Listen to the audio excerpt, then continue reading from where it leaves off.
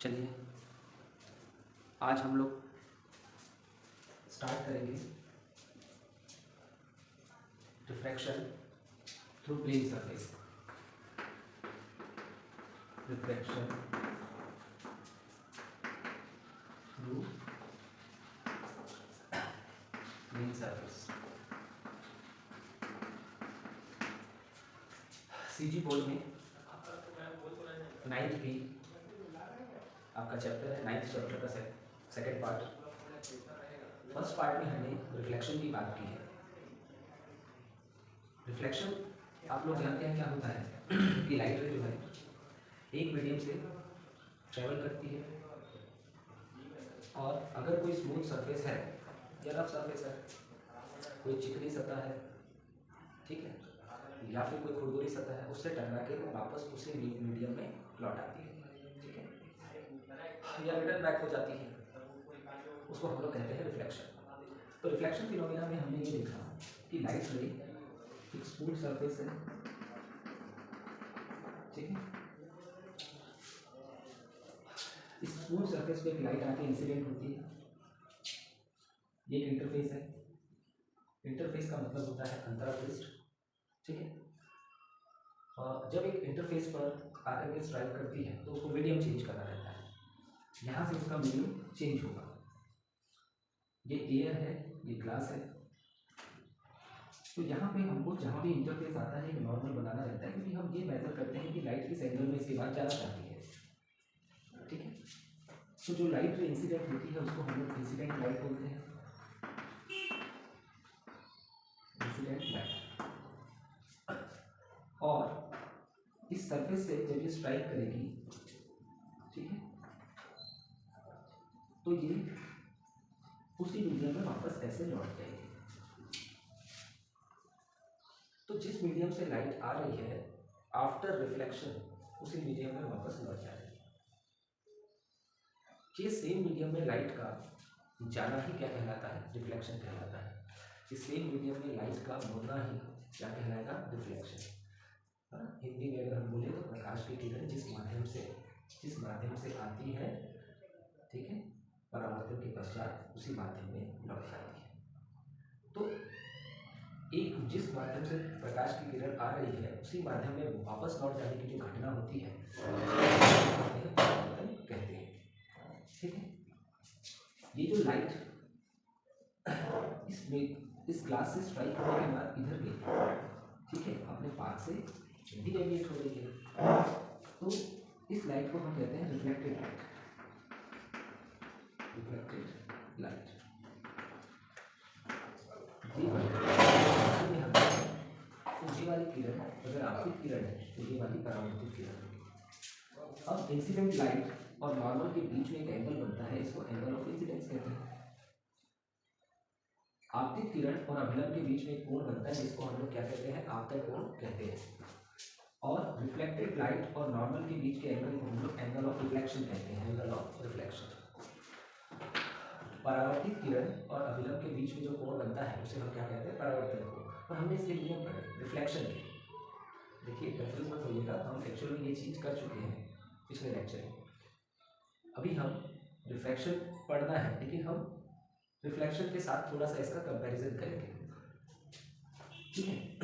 Okay, तो reflection का rule क्या कहता है? परावर्तन का नियम क्या कहता है? परावर्तन का नियम ये कहता है कि ये वाला एंगल आई और ये वाला एंगल आर हमेशा बराबर होना चाहिए।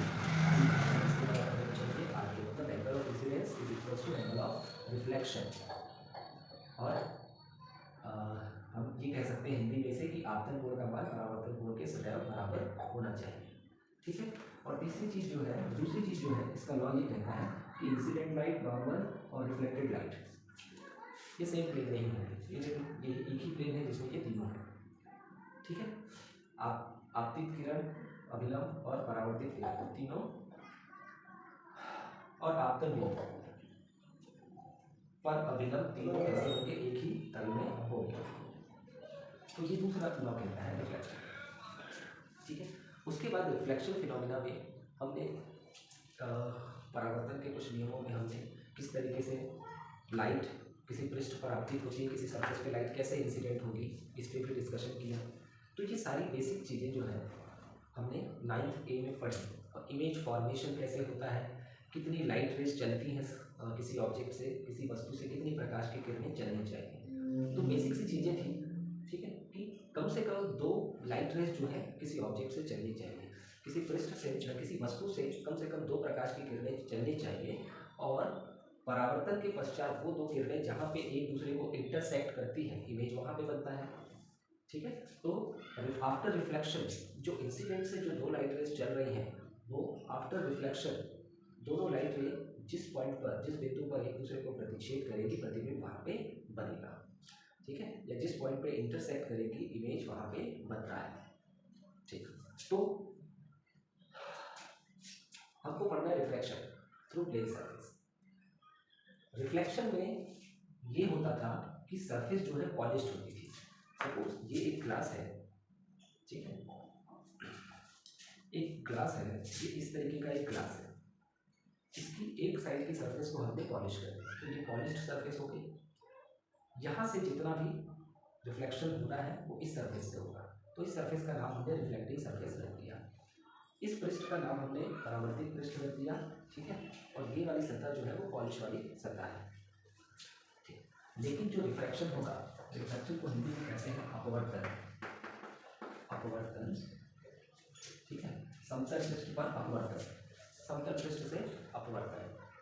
ठीक है, तो रिफ्रैक्शन फिनोमिना किसमें होता है, तो रिफ्रैक्शन फिनोमिना एक ट्रांसपेरेंट मीडियम में होता है। ट्रांसपेरेंट मीडियम मतलब पारदर्शी माध्यम जिसके आर पार देखा जा सकता है। ठीक है, सपोज कोई ग्लास हो, ग्लास स्लैब हो गया, कांच का आयताकार गुटका हो गया। ठीक है, ये एक ग्लास स्लैब है इस तरीके से। ठीक है, इसमें लाइट रे इस तरीके से इंसिडेंट हुई। अब लाइट की खास बात ये होती है कि लाइट जो है वैक्यूम में भी ट्रैवल कर सकती है, तो लाइट को ट्रैवल करने के लिए किसी मीडियम की जरूरत नहीं। ठीक है, लाइट तो वैक्यूम में भी ट्रैवल कर सकती है, और वैक्यूम में वो ट्रैवल कर सकता है जिसको चलने के लिए किसी मीडियम की जरूरत नहीं होती। जैसे लास्ट चैप्टर में हमने पढ़ा electromagnetic waves do not require any medium to travel. विद्युत चुंबकीय तरंगें को किसी माध्यम की आवश्यकता नहीं होती चलने के लिए या गमन करने के लिए। ठीक, इसके बाद देखिए इसमें क्या है कि ये लाइट इस मीडियम पे आती है, ये एक इंटरफेस है, इंटरफेस, इसको हिंदी में कहते हैं अंतरापृष्ठ। अंतरापृष्ठ, अंतरापृष्ठ या इंटरफेस ये वो वाली सरफेस है जहां से कोई भी लाइट रे अपने मीडियम को चेंज करती है। ठीक है, सपोज मैं ये बोलूं कि ये एयर मीडियम है, एयर मतलब वायु, और ये डेंसर मीडियम है या ग्लास मीडियम है, चलिए ग्लास बोल देते हैं, ग्लास मतलब कांच। अब लाइट को वायु से कहाँ जाना है, कांच में जाना है, मतलब एयर से ग्लास में जाना है। ठीक है, तो अब यहाँ पे बात ये होती है कि क्या जितनी स्पीड लाइट की इसमें वायु में थी, एयर में थी, क्या उतनी ही स्पीड उसकी ग्लास में या कांच में होगी, तो आंसर है नहीं होगी। ठीक है, क्योंकि एयर जो होता है, एयर की डेंसिटी कम होती है और ग्लास की डेंसिटी ज़्यादा होती है। वायु का घनत्व कम होता है और कांच का घनत्व ज़्यादा होता है। ठीक है, घनत्व किसे कहते हैं, घनत्व हम कहते हैं प्रति एकांक आयतन में जितना द्रव्यमान उपस्थित होता है वही क्या कहलाता है, किसी भी वस्तु का घनत्व कहलाता है। एकांक आयतन में द्रव्यमान की मात्रा को उस वस्तु का घनत्व कहते हैं। ठीक है, डेंसिटी, व्हाट इज डेंसिटी, तो मास पर unit volume is called density of any object. किसी भी ऑब्जेक्ट की डेंसिटी हम इस तरीके से, या किसी भी बॉडी की डेंसिटी हम इस तरीके से पता लगाते हैं। तो हमको पता है कि एयर में molecules as compared to glass दूर दूर होते हैं। ठीक है, तो अगर आप इसकी डेंसिटी निकालने जाओगे तो यूनिट वॉल्यूम में सपोज 2 मॉलिक्यूल्स हैं, इसके यूनिट वॉल्यूम में 10 मॉलिक्यूल्स हैं, तो 10 मॉलिक्यूल का वेट 2 मॉलिक्यूल के कंपैरिजन में ज़्यादा होगा। ठीक है, 2 अणुओं का भार 10 अणुओं की भार की तुलना में बहुत कम होगा, इसीलिए हम कहेंगे कि कांच का घनत्व ज़्यादा होगा और वायु का घनत्व कम होगा। ठीक है, ग्लास की डेंसिटी ज़्यादा होगी as compared to air, because reason मैंने आपको बताया। ठीक है, ओके। अब 2 तरह के मीडियम होते हैं, ठीक है। एक होगा रेयर मीडियम और एक होता है डेंसर मीडियम।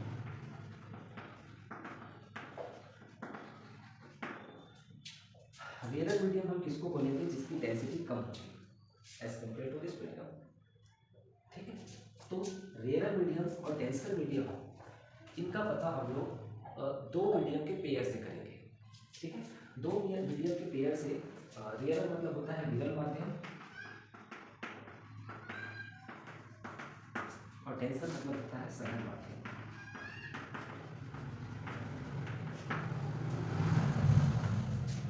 अगर मैं दो मीडियम का पेयर लूँ, दो माध्यमों का एक जोड़ा बनाऊँ, उस जोड़े में मैंने लिया एयर और वाटर। तो एयर और वाटर के पेयर में आपको मालूम है एयर कैसा होना चाहिए रेयर और वाटर कैसा होना चाहिए डेंसर होना चाहिए। ठीक है, वाटर और ग्लास में किसकी डेंसिटी ज़्यादा होगी? तो ऑब्वियस सी बात है ग्लास की डेंसिटी ज़्यादा होगी। ठीक है, और वाटर की कम होगी। इसीलिए वाटर क्या होगा? इन दोनों पेयर में वाटर कैसा होगा? रेयर मीडियम होगा मतलब विरल माध्यम, और ग्लास कैसा होगा? डेंसर मीडियम मतलब सघन माध्यम।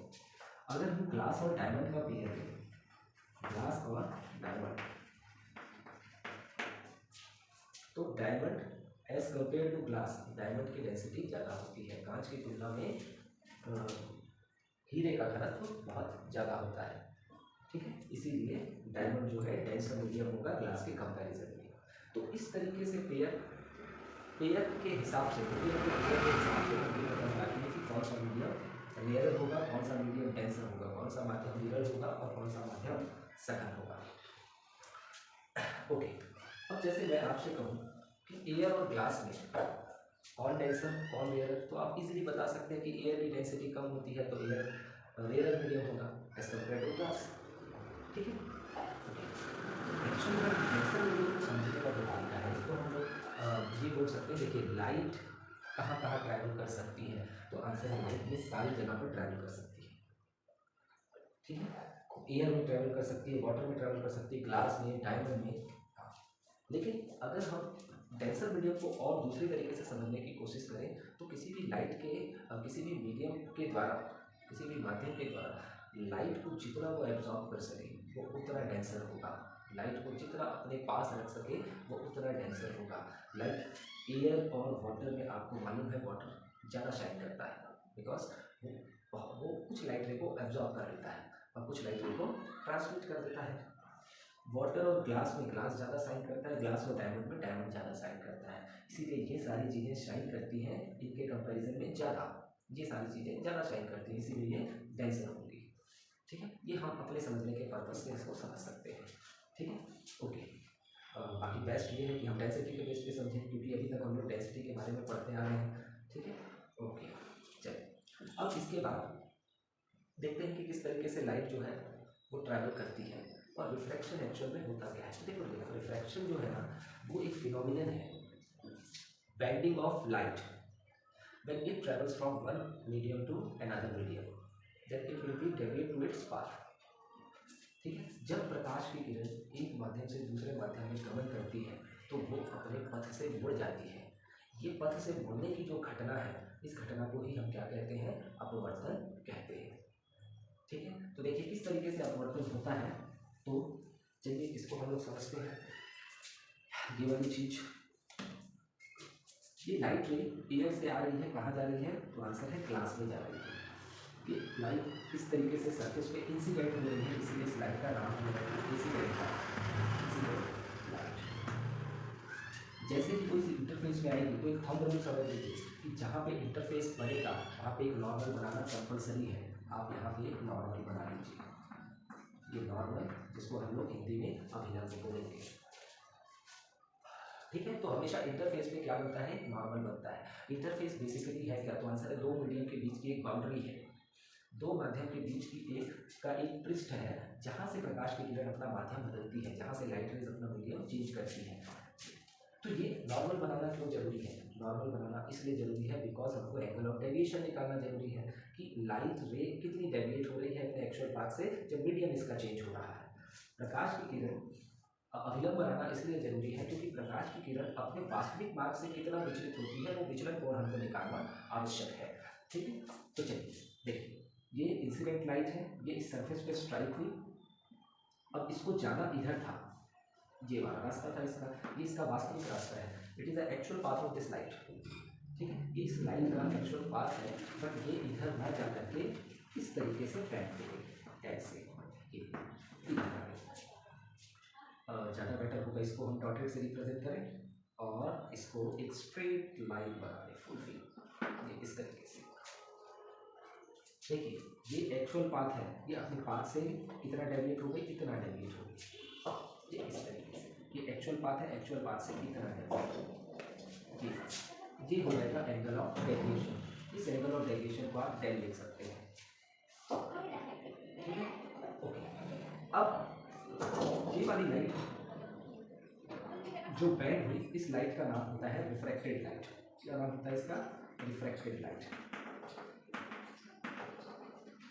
हिंदी में इसे कहेंगे आपतित किरण और इसे कहेंगे अपवर्तित किरण। इसे क्या कहेंगे? अपवर्तित किरण। ठीक है। अब इंसिडेंट लाइट और नॉर्मल के बीच में जो एंगल बनता है इसको कहते हैं एंगल ऑफ इंसिडेंस। आपतित किरण और अभिलंब के बीच में जो कोण बनता है उसको कहते हैं आपतन कोण, और रिफ्रैक्टेड लाइट और नॉर्मल के बीच के एंगल को हम कहते हैं angle of refraction. Angle of refraction, ये वाला एंगल है एंगल ऑफ रिफ्रैक्शन। अभिलंब और अपवर्तित किरण के बीच जो कोण बनता है उसको हम लोग अपवर्तन कोण कहते हैं। ठीक है, ओके। अब एंगल ऑफ डेविएशन हम किस तरीके से निकालेंगे? तो एंगल ऑफ डेविएशन देखिए, ये इंसिडेंट लाइट है, ये एक्चुअल ये वाली लाइट है इंसिडेंट लाइट, इसको इधर जाना था, ये मीडियम आने के कारण अपने पास से डेविएट हो गई। ठीक है, तो ये वाली लाइट और ये वाली ये नॉर्मल के बीच का एंगल कितना बन रहा है? आई। तो ये वाली लाइट ही तो इधर आ रही है और ये नॉर्मल है, तो इनके बीच का ये पूरा एंगल भी कितना होगा? आई। अब देखिए, ये पूरा एंगल आई है और ये वाला एंगल आर है, तो ये बचा हुआ एंगल कितना होगा? तो आंसर पूरे एंगल में से इतने एंगल को निकाल दो, तो बचा हुआ एंगल कितना हो जाएगा? आई माइनस आर। ये हो गया एंगल ऑफ डेविएशन। ये क्या हो गया? Angle of deviation. अब लाइट रे अपने पास से डेविएट क्यों होती है? तो लाइट रे अपने पास से डेविएट होने का रीजन ये है कि लाइट की वेलोसिटी हर मीडियम में एक जैसी नहीं होती।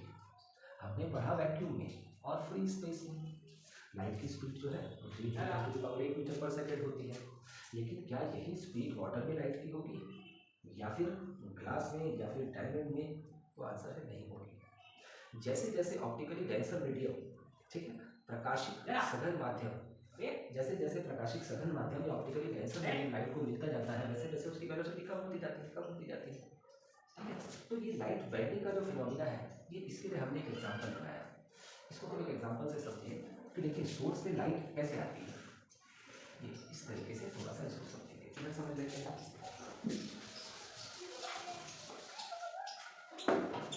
ये इंटरफेस है, ठीक है, ये वाला मिरर ग्लास है और जो है ये वाला मिरर एयर है। एयर को आप मिरर बोल सकते हैं, ग्लास को आप कैंसर बोल सकते हैं, एयर को आप मिरर बोल सकते हैं, वायु को मिरर और कांच को सघन बोल सकते हैं। जब प्रकाश की किरण कुछ इस प्रकार से आएगी, इस तरीके से, तो प्रकाश की किरण जो है सोर्स से आती है तो बहुत सारी वेव एक साथ चल करके आती है, तो इसी तरह इसको भी आती है, तो ये पैकेट के फॉर्म में आती है इस तरीके से। ये लाइट कुछ इस तरीके से चल करके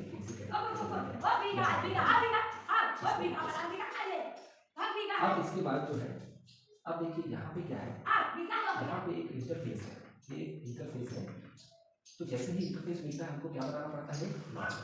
ये हमने नॉर्मल बना दिया। ठीक है, अब लाइट के चलने का एक्चुअल पाथ कौन सा है? ये वाला है, ये इसका एक्चुअल पाथ है, लेकिन लाइट ऐसे ना जा करके नॉर्मल थोड़ा सा पर और सामने से। ठीक है, ओके। नॉर्मल हम लोग यहाँ से बनाते हैं तो बहुत ही बेटर होगा, इस तरीके से हमें नॉर्मल बनाना है, बहुत थोड़ा और अच्छे से बनाने हैं। कुछ इस तरीके से ये इंटरफेस है, अल्ट्रापृष्ठ है, ये नॉर्मल है। अब लाइट इस तरीके से आएगी, लाइट आ गई इस तरीके से, अब लाइट का ये वाला पोर्शन जो है ये एयर मीडियम है और ये ग्लास मीडियम है। लाइट को एयर से ग्लास में जाना है, ये नॉर्मल है। तो जैसे ही ये वाला पोर्शन ग्लास के कांटेक्ट में आता है इसकी स्पीड कम हो जाती है। और लेकिन ये वाला पोर्शन भी ग्लास के कांटेक्ट में नहीं आया है। यहाँ पे लाइट की स्पीड है 3 × 10⁻⁸ और ग्लास में इसकी स्पीड एयर से ऑब्वियस सी बात में कम होगी, सपोज 2 × 10⁻⁸ ठीक है। तो इतनी स्पीड ग्लास में कम हो जाती है, लाइट को जाना इधर रहता है पर ये ऐसे घूम जाती है और ये इस तरीके से इधर आ जाती है इतना। तो इसका रीजन क्या है? इसका रीजन ये है कि ये वाला पोर्शन अभी भी, ये तो ग्लास में इंटर कर गया तो इसकी वैल्यू 2 × 10⁻⁸ मीटर/सेकंड मतलब बहुत कम हो गया इसका वेग, लेकिन इसका वेग अभी भी उतना ही है। तो ये वाला हिस्सा बड़ी तेजी से घूमता है, ये धीरे धीरे इंटर कर रहा है मीडियम में ये वाला पोर्शन, लेकिन ये वाला पोर्शन उतनी ही स्पीड से ऐसे घूम गया। ठीक है, इसको आप ऐसे समझ सकते हैं जिस तरीके से एक कार चल रही है सड़क पर, ठीक है। तो कार की लेफ्ट हैंड साइड का जो व्हील है वो सैंड के कांटेक्ट में आ गया, रेत के संपर्क में आ गया, और दूसरे साइड की जो व्हील है राइट साइड के व्हील वो अभी भी सड़क पर है। तो सड़क पर जिस स्पीड से वो पहिए चल रहे हैं उसी स्पीड से चलेंगे, लेकिन जो पहिए रेत के संपर्क में आ रहे हैं उनकी स्पीड कम हो जाएगी, तो कार ऐसे घूम जाएगी। तो मतलब कार से क्या हो जाएगी? डेविएट। तो कार जो है जिस तरीके से अपने पथ से विचलित हो जाती है, मुड़ जाती है, डेविएट हो जाती है, उसी तरीके से लाइट का भी है। ठीक है, तो लाइट का डेविएशन का रीजन क्या है? तो आंसर है वेलोसिटी में change when it enters one medium to another medium. जब प्रकाश की किरण एक माध्यम से दूसरे माध्यम में प्रवेश करती है तो उसका वेग बदलता है। When light travels from one medium to another medium, then its speed will change. That is the main reason of the bending of light. यही सबसे मेन रीजन होता है लाइट के बेंड होने का। क्लियर है? देखिए इसका एक्चुअल एंगल कितना बड़ा था, लेकिन after refraction, after bending of light ये एंगल बड़ा छोटा हो गया। ठीक है, अब रिफ्रैक्शन के कुछ रूल्स होते हैं। रिफ्रैक्शन के रूल्स में देखिए light ray rare to denser travel करती है, then denser to rare travel करती है। ठीक है, तो जब light ray rare to denser travel करेगी then it bends towards the normal, ये नॉर्मल की तरफ झुक जाती है। ठीक इस तरीके से, लाइक दिस। जब प्रकाश की किरण विरल माध्यम से सघन माध्यम में प्रवेश करती है, वायु कैसा माध्यम है? विरल, और कांच कैसा माध्यम है? सघन। इन दोनों पेय, तो इसको जाना इधर था लेकिन ये अभिलंब की तरफ झुक गई। लाइट को इधर जाना था but it bends towards the normal, ये नॉर्मल की तरफ झुक गई। ये कब होता है? जब लाइट इधर ट्रेवल करती है rare to denser, is for rare to denser, विरल से सघन। इसको दिमाग में रखिए, प्रकाश की किरण जब विरल माध्यम से सघन माध्यम में प्रवेश करती तो अभिलंब की तरफ झुक जाती है। When light ray travels from rarer to denser medium, then it bends towards the normal. इसी का जस्ट अपोजिट हम करते हैं, इसी का जस्ट अपोजिट कुछ इस तरीके से होगा। अगेन हमने ग्लास और एयर दो मीडियम लिए, अब लाइट को ग्लास से इंटर करवाया, ये इंटरफेस आया अंतरापृष्ठ। यहाँ पे एक नॉर्मल बनेगा, ये इंसिडेंट लाइट है, ये नॉर्मल है। लाइट का एक्चुअल पाथ ये है, इसको इधर जाना चाहिए, लेकिन क्योंकि ये ग्लास से एयर में जा रही है मतलब डेंसर टू रेयर जा रही है, रेयर सघन से विरल में जा रही है, then it moves away from the normal. ये इस तरीके से बैठ जाती है, ये इंसिडेंट लाइट, ये रिफ्लेक्टेड लाइट, ये एंगल ऑफ इंसिडेंस और ये एंगल ऑफ रिफ्लेक्शन। तो प्रकाश की किरण जब सघन माध्यम से विरल माध्यम में गई तो ये अभिलंब से दूर हट गई। देखो एक्चुअल लाइट ये है, लेकिन ये आफ्टर रिफ्रैक्शन और इधर हट गई, तो अब ये अभिलंब से, पहले अभिलंब के ये पास से जा रही थी, लेकिन ये मीडियम बीच में रख देने के कारण ये और दूर से चली गई। आ रही बात समझ में? अब यहाँ पे एंगल ऑफ डेविएशन कितना? तो आंसर है अगर ये आई है तो ये भी आई है, और ये आर है तो बचा हुआ एंगल ऑफ डेविएशन होगा। तो ये आर में से आई को माइनस करो तो क्या निकल जाएगा? एंगल ऑफ डेविएशन निकल जाएगा, ये नेचुरल कोण का मान निकल जाएगा। तो यहाँ से हमने 2 रूल्स याद किए, ये रूल आपको हर जगह काम आएंगे, 9th C 9th D जो भी आप सेक्शन इसका ये पार्ट पढ़ेंगे सब ये काम आएगा कि when light rays travel from near to denser medium then it bends towards the normal. जब प्रकाश की किरण विरल माध्यम से सघन माध्यम में प्रवेश करती है तो अभिलंब की ओर झुक जाती है, and when light ray travels from denser to rarer medium then it bends to away from the normal, then it bends away from the normal। जब प्रकाश की किरण सघन माध्यम से विरल माध्यम में प्रवेश करती है तो ये अभिलंब से दूर हट जाती है। ओके, आशा करता हूँ यहाँ तक किसी को कोई समस्या नहीं होगी। ठीक है, इसके बाद हमको अपवर्तन के कुछ नियम पढ़ने हैं। अपवर्तन के 2 नियम होते हैं। ठीक है, इन नियमों का अध्ययन हम अगली कक्षा में करेंगे। तो आज की क्लास में इतना, धन्यवाद।